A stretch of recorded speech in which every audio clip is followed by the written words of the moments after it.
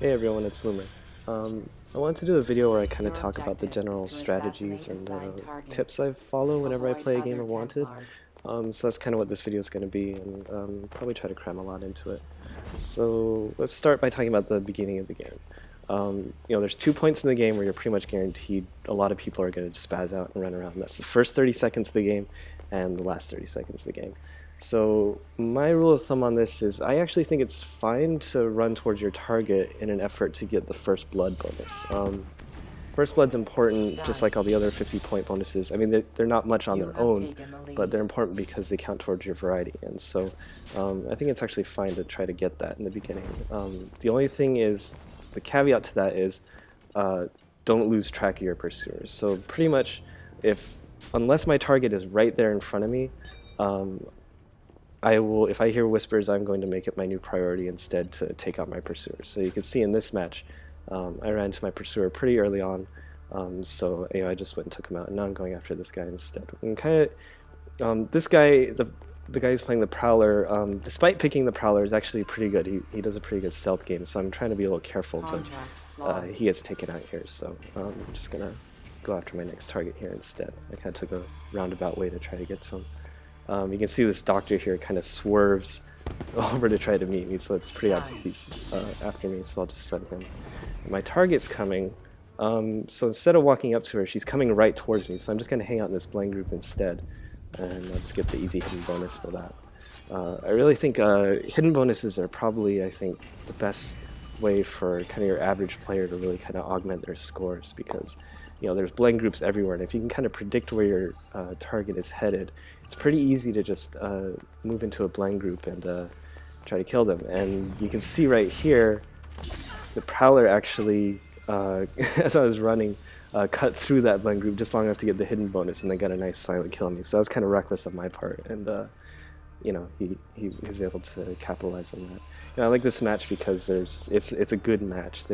You can see they're mostly masters and grandmasters, and they're actually good, because I think we all know there's, just because someone says grandmaster, there's kind of a wide range of skill within that, and but these guys are actually, a lot of them are actually pretty good. Now at this point, I really want to get my poison kill off. I meant to do it earlier, but I just forgot against the smuggler. I try to get at least one poison kill per game because it helps towards your variety. I don't usually go for more than that because I get really frustrated when the poison doesn't stick because of lag. Like, they'll bump into you and you're mashing the poison button and it doesn't stick. But I try to get it, and usually I try to get it for the first kill of the game, and that's because I'll start out with a smoke and poison profile. So you have your smoke bomb.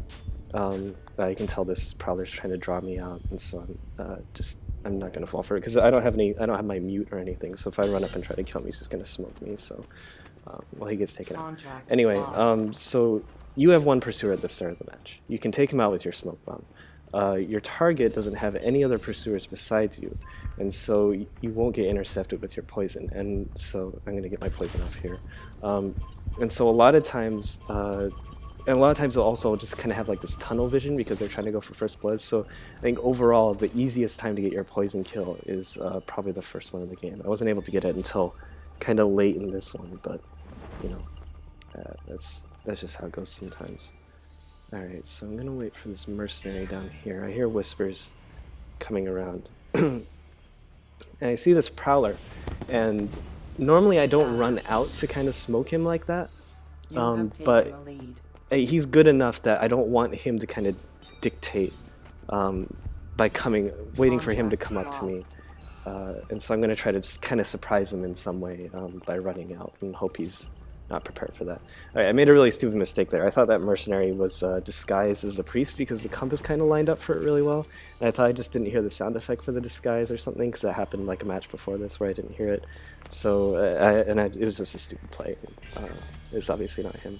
I kind of get lucky with a lure here because I was too focused on that doctor who's very clearly after me. So I'm going to try to get away from him. You'll notice I kind of run through this staircase area even though I'm in line of sight of my target. And that's because that T-shaped staircase there in the middle of this map is just a total death trap. It's really easy for people to just sit on the railings either on the upper level or on those kind of like banisters, or not banisters, but you know, the part around all the staircases. And if you hear whispers and you're just walking, and you're just walking around in that area, you're pretty much guaranteed to get killed. Now this also means it's really easy to get your acrobatic kill here. Probably easier here than any other map, I think, if you're going for variety. So I'm kind of just hanging out, trying to spot my pursuer. You can see that one that looked like me was kind of lagging behind, and so the person who was after me, they usually go after that, and I kind of run just right into this guy kind of stupidly. But when I'm in moving blend groups, I usually actually try to just walk on my own. I don't let it auto-control, and in the beginning I didn't even know actually that the game would do that for you, so I've been doing this for a really long time before I even knew that. And this way you can kind of force yourself closer to the front, since most people tend to just go for the back person when they're guessing. Alright, so I'm going after this Prowler here. And I know he plays a pretty good defensive game, and he's sitting in this blend group that's like really, it's one of the most remote ones in this map, I think. And so, alright, I see which one he is, I know who he is. I'm thinking of going around this way here, but there's no other groups that are kind of going there. It'd be a really obvious approach. So what I'm going to do is I'm going to go around this other way, and I'm going to catch a moving blend group coming the other way, and then I'll just offensive mute him and get the hidden kill from that. Now, I want to talk about blend groups real quick. When I'm picking a blend group to wait for my pursuers, the first thing you have to think about is roofing. You really need to either pick a group that it's impossible to roof, like these groups around here, or if it's like one area where they can roof you, you can at least see them coming and move out of the way in time. The same goes for like hay bales and stuff. Try not to make it too easy to have them jump in a hay bale and kill you. Now the group that he's in here, I actually usually don't stay in. I go into this one over here where that priest just went into. The reason is because that group he goes in is really remote, and I think at some point it's just a little too remote, because if you try to think about it, if you're waiting for your pursuer and you're waiting to stun them, the best possible scenario is they just walk up, you know, for an incognito kill. And so you have to think, like, you know, what makes them do that instead of rushing you or using offensive mute?